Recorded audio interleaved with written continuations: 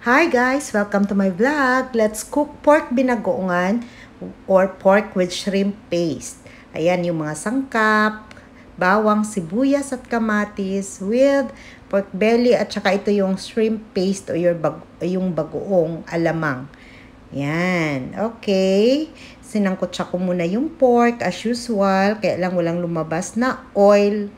Walang lumabas na fats. Siguro. Hindi ko rin alam. Baka medyo lean siguro yung meat natin kaya walang lumabas. So, yan. Hinatry ko pa siya medyo mag-brown. Hinihintay ko siya mag-brown. And, habang hinihintay natin guys, please like, subscribe, and leave a comment. Okay. Ayan na. Nilagyan ko na lang ng canola oil na konti para magisa natin yung mga sangkap. Yung bawang. Pag nag-brown na yung bawang, ilagay na yung sibuyas. Then, after ng sibuyas, yung kamatis. Gisa-gisahin lang natin yan, guys. Hanggang sa maluto yung mga sangkap. Then, halo-halo lang tayo niyan, guys. Madali lang, mabilis lang talaga ito siya. Madaling lutuin. Actually, gisa-gisa lang. Ayan na, medyo naluto ng ating sibuyas. Nilagay na yung kamatis. Actually guys, mas masarap sana kung mas maraming kamatis. Kaya lang, nag-iisa na lang ang aking kamatis. Kaya ayan na lang din ang nilagay ko. Ayan, gisa-gisa lang yan guys.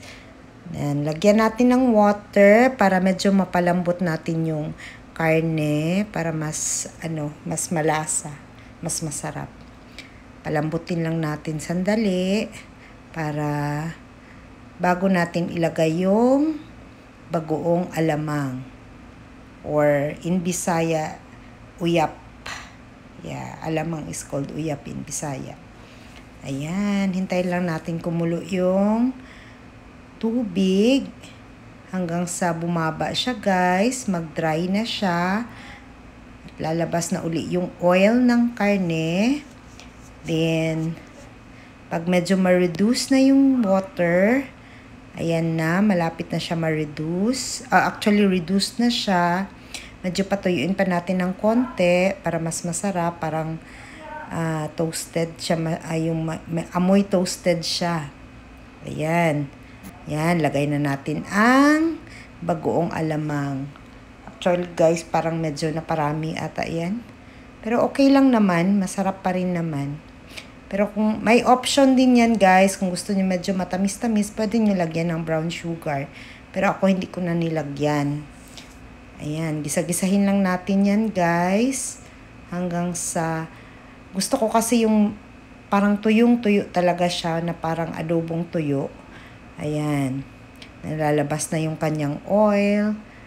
Ayan, gisa-gisahin lang. Sarap. Ayan na, malapit na maluto. Guys, masarap ito ihalo ipare sa white rice.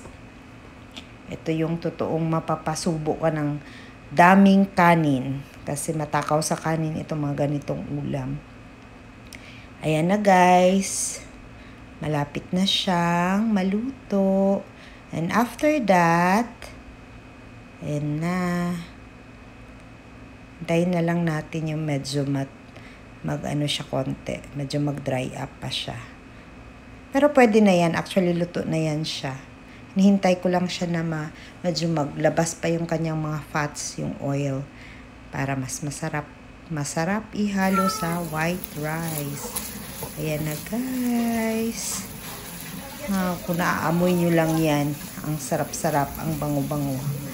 Actually, yung iba ayaw nila ng amoy ng bagoong, but for me, it's so mabango para sa akin.